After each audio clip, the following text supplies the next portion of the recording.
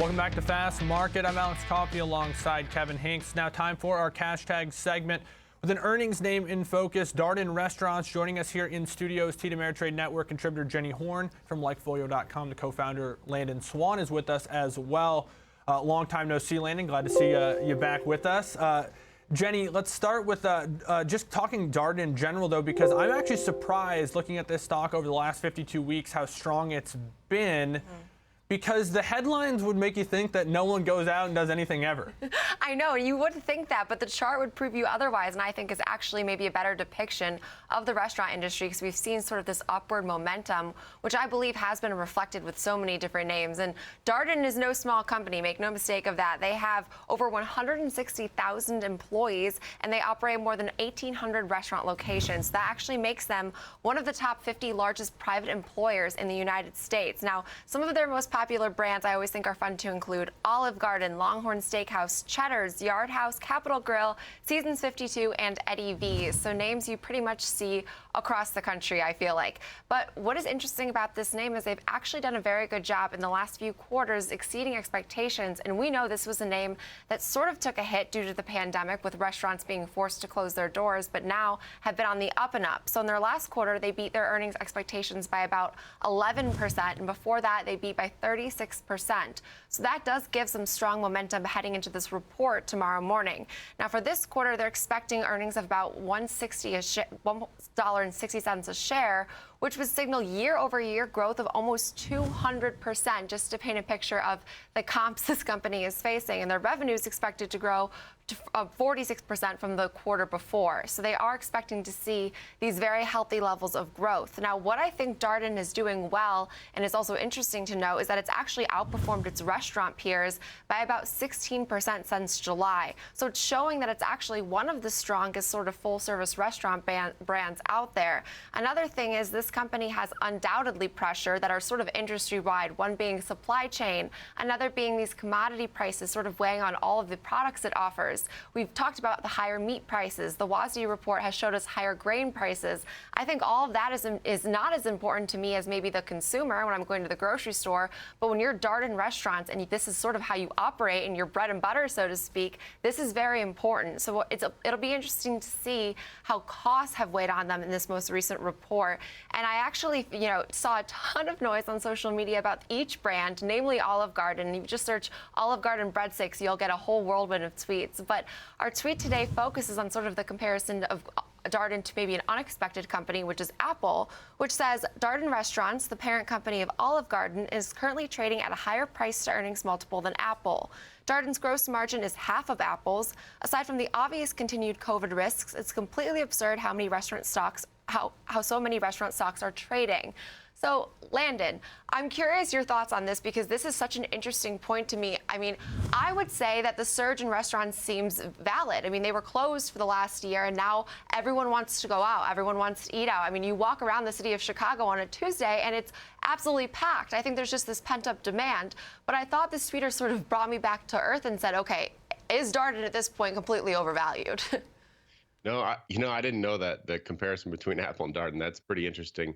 I would like to add one pressure that the industry is seeing overall, and that is employment. There's a lot of people out there that just don't want to work. They're getting unemployment checks, and that's a thing that actually companies are competing against, is people staying home and getting paid. And so that's tough. But you're right, people do want to go out to eat. It's evidenced by the fact that the per ticket price checks are increased about 13%.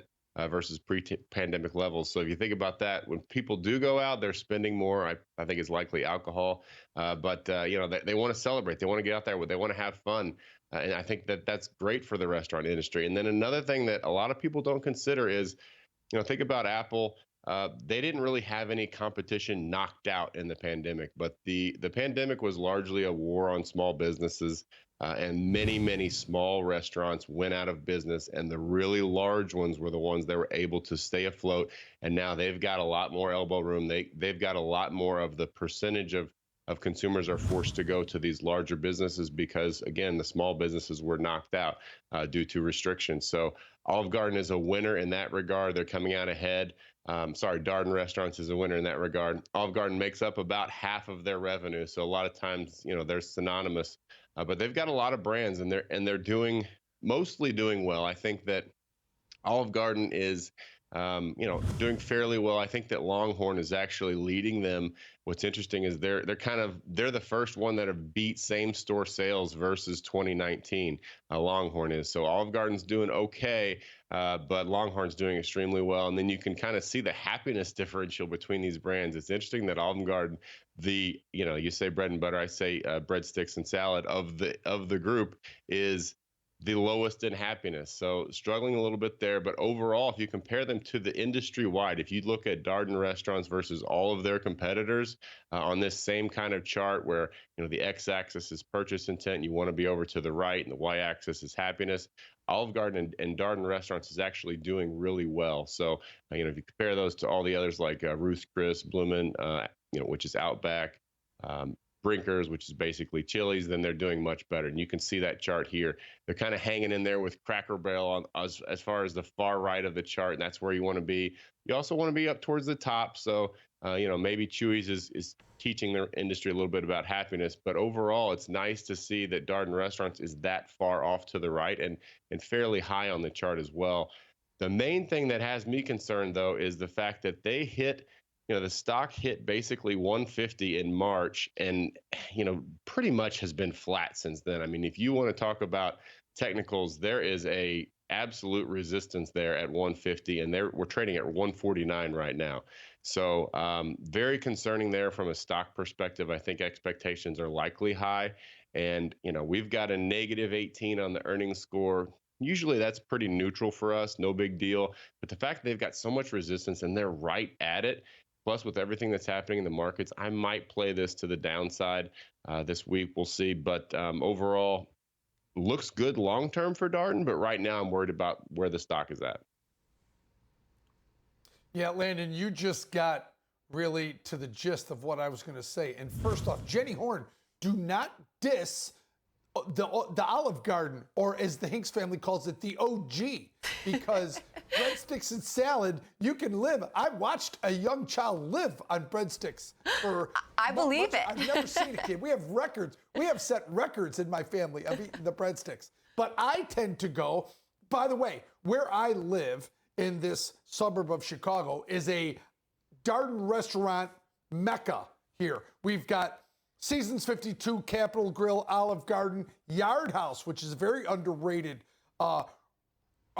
restaurant in this chain. So they've got price points for every family, right? Obviously, in terms of Italian, Olive Garden is lower. But Landon, let's get back to the question I was talking to you guys about, very similar to what we talked about yesterday. The power that this company has with cost cutting and streamlining with employees. And I'm telling you, I've been in a lot of these restaurants and they are busy. Now, the question is though, Landon, the stock price, right? Much like the conversation we had yesterday with Andy in terms of Adobe, the stock price is up near its high, but it has stalled here. It got up to this level all the way back in March of this year, and it has really stalled around 150. So how are you guys feeling about not only the earnings, which I think because of cost cutting, but they're going to have problems with wages, inputs, and all those things. Where are you leaning, positive or negative, in terms of the overall earnings event, in its entirety? Sure. So actually, LikeFolio has been fairly negative the last 2 or 3 weeks on earnings reports across the board. If you guys follow our earnings sheet, we put those out every Sunday. There's been a ton of red on those, and we've been playing bearish, and we've been doing pretty well. So, we've got a negative 18 score, which is on a scale from negative 100 to positive 100. Usually that's a neutral for me, and we've got a lot of bearish plays this week. So I probably won't play something on Darden because I've got so much on the bearish side already. But if I were to play it, and I do love the fact that it is banged up against this resistance and it is just not getting through. If I were to play it, I'm looking at the October 155, 150 spread. You can risk 3 to make 2. It just basically saying I don't think it's going to break through resistance. The only thing I don't like about that trade is the fact that you got to wait till October. And this, in this market, a lot can happen in several weeks. I wish they had weeklies, but they don't.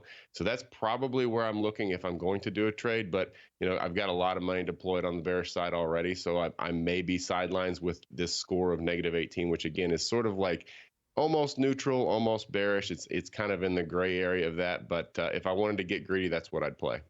So, Landon, I'm curious because you briefly sort of touched on the fact that there's this labor shortage, there's supply chain issues, and a lot of these companies have had to hike their prices. I actually saw away from home food prices rose 4% in May year over year, which doesn't seem significant, but I mean, I think that when you're Darden and you're an enormous company, it is. So does that have any impact on consumer happiness? Because I have to say that when Chipotle raised their menu prices, it was sort of outraged, but I haven't really noticed. So is that sort of the case with Darden? Yeah, I think so. I mean, you get the smaller the price point you get, the more sensitive people are going to be towards price increases. So, and just like Kevin talked about, Olive Garden is a lower end price point when it comes to the span of restaurants. Maybe a company like Capital Grille or a restaurant like Capital Grille under the Darden brand could get away with more price hikes, but Olive Garden's going to feel that, and I think people are going to be more likely to be upset. And we already saw that the happiness is, it's kind of in the middle, maybe a little bit lower than it should be for Olive Garden, according to the rest of the restaurants. So that's a concern. Plus, don't forget, you've got the labor shortage and competing with unemployment right now. But don't forget about this vaccine mandate with companies over 100 employees.